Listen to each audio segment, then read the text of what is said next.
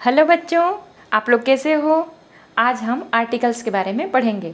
Articles का अर्थ होता है उपपद या फिर उसे अग्र शब्द भी कहा जाता है, क्योंकि ये किसी भी नाउन के पहले लगाए जाते हैं। अब यहाँ पर मैंने आर्टिकल की डेफिनेशन लिखी है।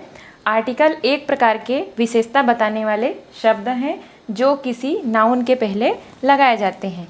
ए, एन और द को आर्टिकल्स कहा जाता है। ए, एन और द ये किसी भी नाउन के पहले लगते हैं और ये विशेषता बताते हैं और एक हिसाब से ये एडजेक्टिव भी होते हैं। यहाँ पर लिखा है मैंने, जो आर्टिकल्स होते हैं ये एडजेक्टिव्स हैं।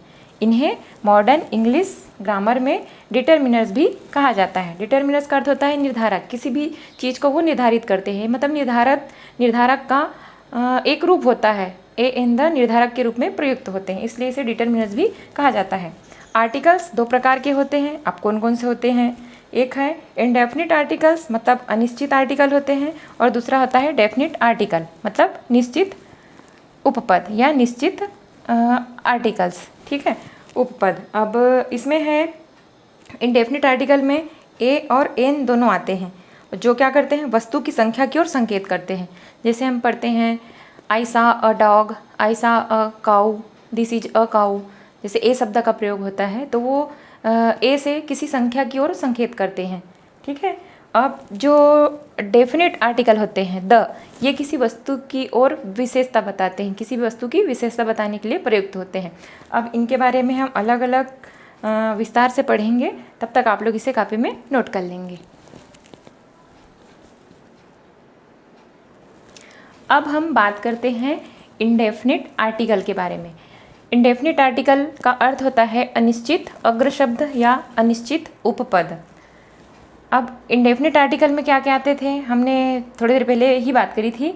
ए और एन आते हैं। ठीक है, ए और एन का प्रयोग किसी नाउन के पोजीशन को इनडेफिनिट या अनिश्चित बनाने के लिए किया जाता है। अब ए और एन का प्रयोग होता है, इनको इनडेफिनिट आर्टिकल कहा जाता है। तो इनका प्रयोग क्या होता है, प्रयोग किसी नाउन के पोजीशन को इंडेफिनिट या अनिश्चित बनाने के लिए किया जाता है। अब कैसे अनिश्चित, हम उदाहरण द्वारा समझेंगे इसे। पहला उदाहरण लिखा है, he saw an old man. ठीक है, उसने एक बूढ़े व्यक्ति को देखा। दूसरा है, देयर वाज अ किंग, एक राजा था। A dog was barking at night, एक कुत्ता रात में भौंक रहा था। ठीक है। अब कैसे, अब जैसे यहाँ पर मैंने एन शब्द लिखा है, एन ओल्ड मैन। अब थोड़ी देर पहले हमने बात करी थी कि जो ए और एन होते हैं संख्या की ओर संकेत करते हैं। अब संख्या की ओर संकेत करते हैं, अब यदि संख्या की ओर संकेत करते तो जैसे यहाँ पर ही सा टू ओल्ड मैन लिखता, मतलब दो बूढ़े व्यक्तियों को देखा। थ्री ओल्ड मैन तो थ्री बूढ़े व्यक्तियों को देखता। वन को देखता तो वन ओल्ड मैन लिखा रहता। चूँकि यहाँ पर एन आया है तो यहाँ पर अनिश्चित है, मतलब जो नाउन की पोजीशन है, ये नाउन है, नाउन की जो पोजीशन होती है उसको अनिश्चित बनाने के लिए एन का प्रयोग किया जाता है। यहाँ पर एन का प्रयोग अनिश्चित बनाने के लिए किया गया है। सेम सेकेंड उदाहरण में भी वही है, देयर वाज अ किंग लिखा है। वन किंग लिखा होता तो एक राजा, टू किंग लिखा होता तो टू राजा होता, थ्री किंग लिखा होता तो थ्री राजा होता। चूँकि यहाँ पर ए शब्द का प्रयोग हुआ है, ए आर्टिकल का प्रयोग हुआ है, जो उसकी संख्या को, नाउन की जो पोजीशन है उसको अनिश्चित बना रहा है, इसलिए जो एन या ए आर्टिकल होते हैं उसको इंडेफिनिट आर्टिकल के रूप में इंडेफिनिट आर्टिकल बोला जाता है। ए और एन का प्रयोग जो होता है वो नाउन के पोजीशन को अनिश्चित बनाने के लिए किया जाता है। सेम थर्ड उदाहरण में भी वही है। यहाँ पर ए शब्द का यूज़ हुआ है, वन डॉग होता या टू डॉग होता, थ्री डॉग्स होते, तो संख्या पूरी तरह क्लियर हो जाती। चूँकि यहाँ पर ए आर्टिकल का प्रयोग हुआ है, वह नाउन यहाँ पर डॉग है, इसकी जो पोजीशन है उसको अनिश्चित बनाने का काम कर रहा है। ठीक है। उपरोक्त उदाहरणों में ओल्ड मैन, यहाँ पर ये नाउन है, किंग ये भी नाउन है, और डॉग ये डॉग के पहले एन, ए और ए का प्रयोग। ठीक है, किसका किसका प्रयोग हुआ है, एन, ए और ए का प्रयोग। इसके पोजीशन को, किनके पोजीशन को, नाउन का जो पोजीशन है, ये नाउन है, नाउन के पोजीशन को क्या किया है, अनसर्टेन। अनसर्टेन मतलब होता है अनिश्चित। अनसर्टेन बनाने के लिए किया गया है। तो ये ए और एन का प्रयोग होता है, ये इंडेफिनिट आर्टिकल कहलाता है। अब इसके बाद हम डेफिनिट आर्टिकल के ऊपर बात करते हैं, ठीक है। अब हम बात करते हैं डेफिनिट आर्टिकल के बारे में। डेफिनिट आर्टिकल का अर्थ होता है निश्चित अग्रपद, मतलब कोई भी जो शब्द होता है वो निश्चित होता है। नाउन की जो पोजीशन होती है उसको निश्चित बताने के लिए डेफिनिट आर्टिकल का प्रयोग किया जाता है। अब कैसे? द का प्रयोग किसी नाउन के पोजीशन को डेफिनिट या सर्टेन निश्चित बनाने के लिए किया जाता है। अब उदाहरण के द्वारा हम समझते हैं इसे। पहला उदाहरण है the house in which I live is new, मतलब घर जिसमें मैं रहता हूँ वह क्या है? नया है। दूसरा है this is the pen which I have bought, मतलब यह पेन वही है जिसे मैंने खरीदा है। तीसरा है the gold of Nepal is cheap, मतलब नेपाल का सोना सस्ता है। अब यहाँ पर जैसे ये नाउन है, गोल्ड है, यहाँ पर हाउस है, यहाँ पर पेन है, इसकी जो पोजीशन है वहाँ पर उसकी पोजीशन को निश्चित बनाने के लिए द का प्रयोग किया गया है। मतलब यहाँ पर जोर दिया जा रहा है, नाउन के ऊपर जोर दिया जा रहा है। The house in which I live is new, मतलब ये वही घर है जहाँ मैं रहता हूँ। दूसरा है यहीं पर जैसे pen, this is the pen, यह वही पेन है जिसे मैंने खरीदा। तीसरा the gold of Nepal, the gold मतलब यहाँ पर गोल्ड नाउन है, नाउन के आगे हमने द आर्टिकल लगाया है, तो जो ये नाउन है, नाउन की पोजीशन को ये निश्चित कर रहा है कि जो नेपाल का सोना है वह क्या है? सस्ता है। तो जो द का प्रयोग होता है वो नाउन के पोजीशन को निश्चित बनाने के लिए किया जाता है। अब उपरोक्त उदाहरणों में हाउस, पेन, गोल्ड के पहले द का प्रयोग इसके पोजीशन को सर्टेन यानी निश्चित बनाने के लिए किया गया है। अब कुछ यहाँ पर मैंने नोट लिखे हैं, इसको ध्यान से देखिए, ये कॉम्पिटिटिव एग्जाम में बहुत आते हैं। नोट है, पहला है ए और एन। ये ए और एन क्या है? एडजेक्टिव है, एडजेक्टिव्स हैं ये दोनों ए और एन वन का वीक फॉर्म होता है, उसे हम डायरेक्ट वन ना बोल के अ के रूप में भी उसको दर्शाते हैं। अभी जैसे इसके पहले मैंने इंडेफिनिट आर्टिकल के बारे में पढ़ा था, उसमें हमने बात करी थी कि अ काऊ, अ डॉग, ऐसा कुछ आता है।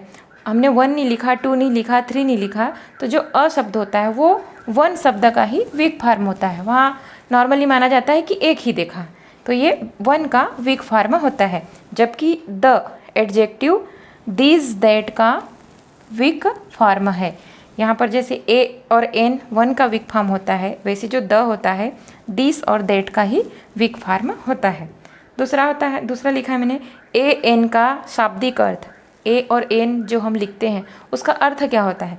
तो ए एन का शाब्दिक अर्थ कहीं कहीं पर उसे एक भी बोला जाता है, कहीं पर वह सब के रूप में प्रयुक्त होगा, प्रति भी बोला जाता है, प्रत्येक भी बोला जाएगा, कोई भी बोला जाता है, से भी बोला जाता है, पर भी बोला जाता है ए और एन को। जबकि द शब्द का कोई भी शाब्दिक अर्थ नहीं होता है। द केवल विशेषता बताने के लिए प्रयुक्त किया जाता है और जो नाउन की पोजीशन होती है उसको निश्चित करता है, ये द का प्रयोग होता है। अब हम पढ़ेंगे यूज़ ऑफ आर्टिकल, तब तक इसे आप लोग कॉपी में नोट कर लेंगे। अब हम बात करते हैं यूज़ ऑफ आर्टिकल्स की।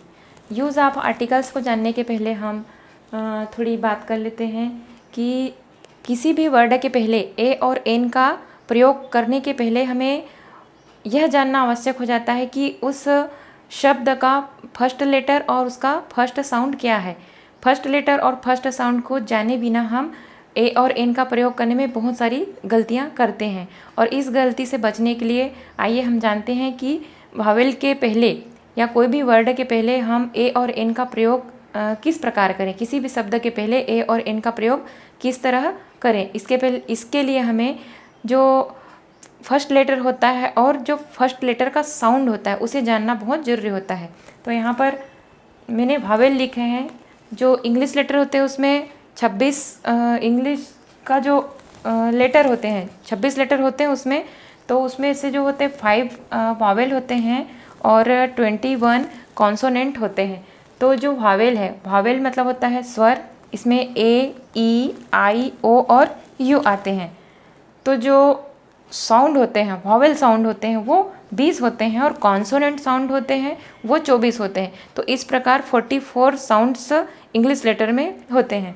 अब जो यहाँ पर लिखा है मैंने, इंग्लिश में 12 वावेल साउंड हैं। अब कौन कौन से हैं? तो ये 20 वावेल साउंड है। तो 20 जो वावेल साउंड है उसके बारे में मैंने यहाँ पर लिखा है।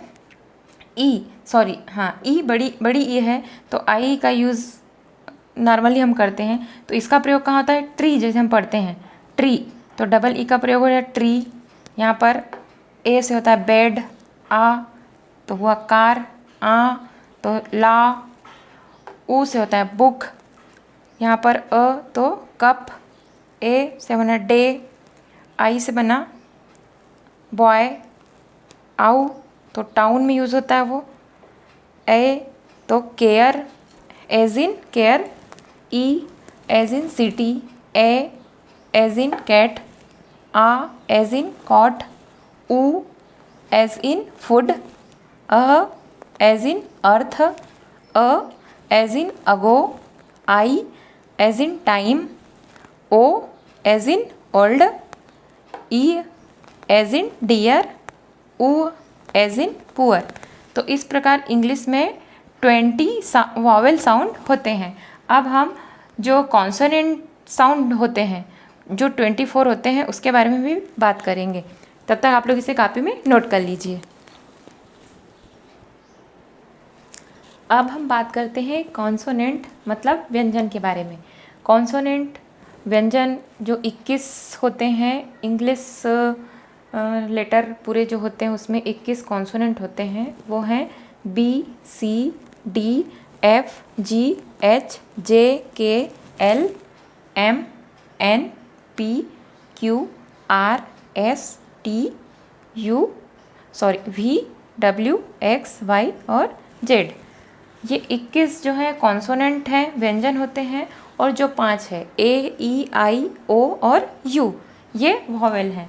अब इंग्लिश में 24 कॉन्सोनेंट साउंड होते हैं।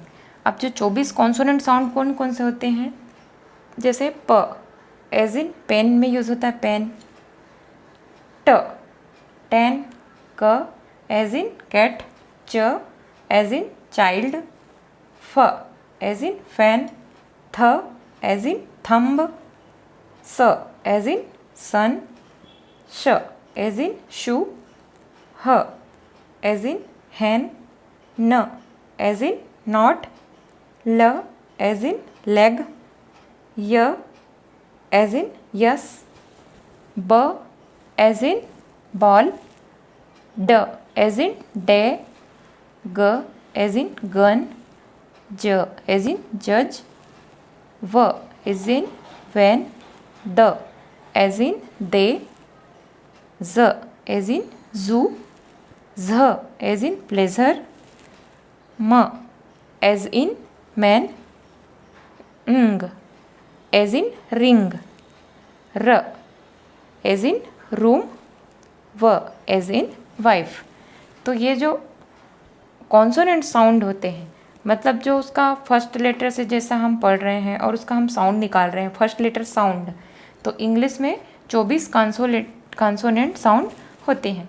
तो जो वावेल में हमने इसके पहले पढ़े 20 वावेल साउंड होते हैं और 24 कॉन्सोनेंट साउंड होते हैं। तो टोटल 44 इंग्लिश साउंड होते हैं। अब हम लोगों ने वावेल साउंड और कॉन्सोनेंट साउंड के बारे में जान लिया है। अब हमें जो आर्टिकल्स हैं ए, एन और द, इसमें हम जब भी यूज़ करेंगे इन चीज़ों का, ये सारी चीज़ें आएगी उसमें, तो हमें कहाँ पर ए का उपयोग करना है और कहाँ पर एन का उपयोग करना है, अब इसमें हमें कभी भी प्रॉब्लम नहीं जाएगी। अब हम कल के चैप्टर में ए का प्रयोग, एन का प्रयोग और द का प्रयोग कहाँ कहाँ पर किया जाता है, इस तीनों आर्टिकल का प्रयोग कहाँ पर किया जाता है, इसके बारे में बात करेंगे। ठीक है।